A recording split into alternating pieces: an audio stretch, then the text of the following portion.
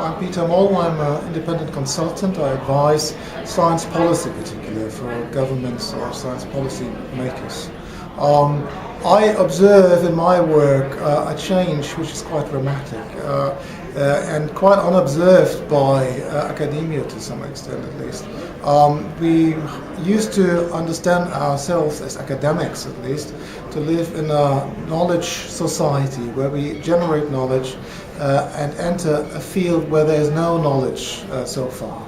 And that was mainly based on an understanding of disciplines, gaining more and more knowledge, or also interdisciplinary work, of course. But the starting point was always from academia, from scientists and doing the basic ground-legging work.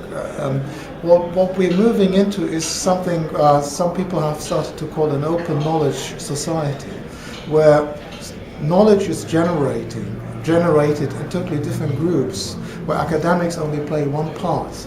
And that has to do with hierarchy of knowledge and superiority of knowledge. Academics tend to believe, at least a lot of them actually, to be honest, that their form of knowledge is superior to others. That makes that dialogue often quite difficult.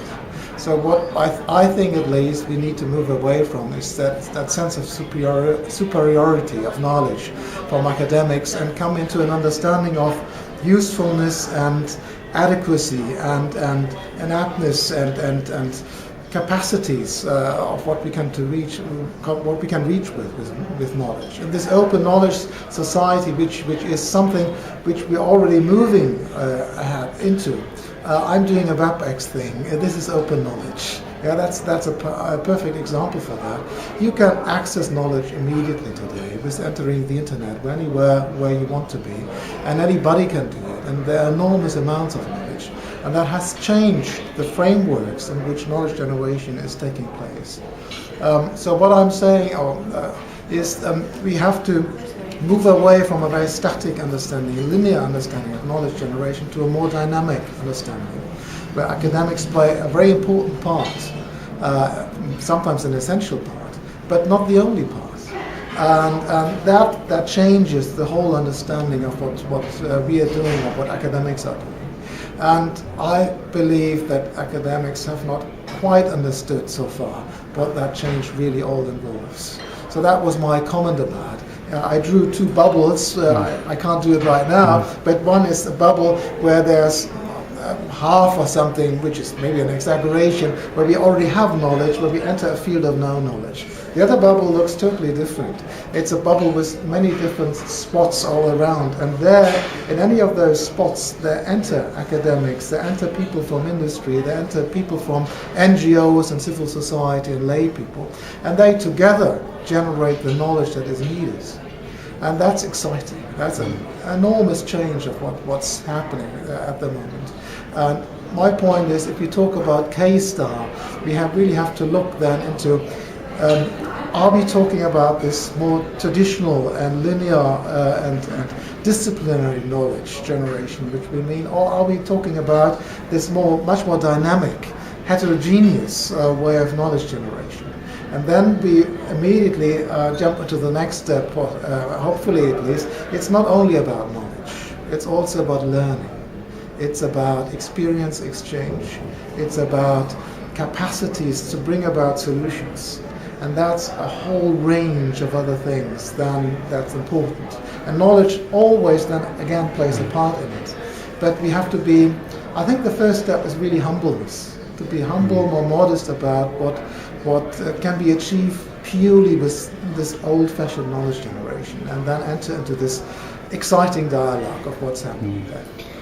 Have you got any ideas how we can take academics, for instance, to that next level? Well, I'm not so pessimistic about it. I believe that's already taking place in many places. There are universities, for example, Arizona State University has done a fantastic effort of bringing down all the classical disciplines and reinventing the university and bringing in stakeholders from outside, like doctors and lay people and so on, interacting with them. What's difficult is the career mechanism of academics are still very much tied into this disciplinary education thing. And then if you've done that, then you may go on and do the next step, the interdisciplinary work. But what's really needed is to bring in new incentives for academics to go into this area. And many young students, I'm teaching sometimes as well, I enjoy it a lot, at these places, they are absolutely concerned and very much willing to go into this other direction. But career limitations are very, very strict. It's just very difficult to do it. You have to take a lot of risks. And you have to be able to invest into a long career development phase in your life until you get to the stage where you can say, okay, now I can pay my living with it and do some change on the ground and do make some change happen where people can really make use of. So I would look forward to a reduction of this span, this many years of having to gain experience from many disciplines, from interdisciplinary work, from transdisciplinary work. It is a long, long thing. If you talk to people who now successfully do it, they need 15, 20 years to get to a stage where they say, no, well, I'm happy with it. And I also economically, I'm stable with it, and I can pay myself and my family with it. That should be a lot shorter, because this is such essential work that's being done. So I think we need to take that very much into focus. We need to bring in incentives and bring from the funding sides, from big funding agents, mechanisms into place where young academics can say, well, this is what I want to go for. It doesn't mean that that's all what we need. We still need the disciplines. We still know those very structured and focused people in academia. They're wonderful. I'm not saying we have to get rid of all that. It's probably still need for growth of that. But we also need the other thing, and that needs to be made a little bit easier.